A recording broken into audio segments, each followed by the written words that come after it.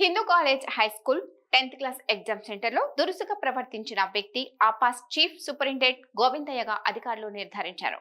ఈ మేరకు గోవిందయ్యను విధుల నుండి సస్పెండ్ చేస్తున్నట్లు డిఈఓ సివి రేణుక ప్రకటించారు.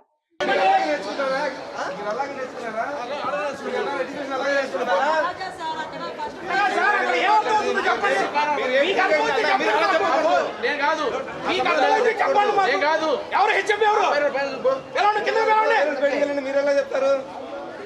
పేరెంట్స్ బయటికి వెళ్ళాలా? పిల్లలు ఏమైపోలేడా? మీరు ఇష్టపడి డ్రా చేసి క్లియర్గా ఉంది. అట్లాగే కదా అది ఒక కోడ్ నెంబర్ కూడా పెట్టారు బయట.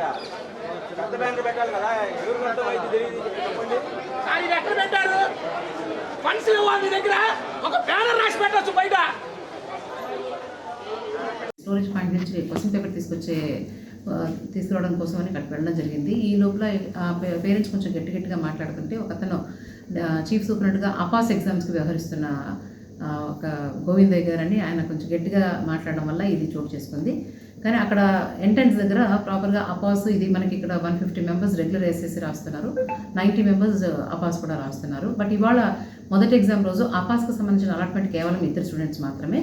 సో అందుకని అతను అక్కడ ఉండిపోవడం జరిగింది. ఈ లోపల పేరెంట్స్ కొంచెం గట్టిగా మాట్లాడుతుంటే అతను వాళ్ళని హ్యాండిల్ చేయడం, స్మూత్గా హ్యాండిల్ చేయకుండా కొంచెం గట్టిగా మాట్లాడడం జరిగింది.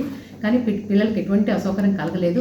విదిన్ 15 మినిట్సే అందరూ కూడా వాళ్ళ రూమ్స్కి వెళ్ళిపోయారు. తర్వాత కూడా మేము దానికి ప్రాపర్గా సైనేజ్ డిస్ప్లే అంతా కూడా పెట్టించి పిల్లలకి అందరికీ ఎటువంటి అసౌకర్యం కలగకుండా చర్యలు తీసుకున్నాము.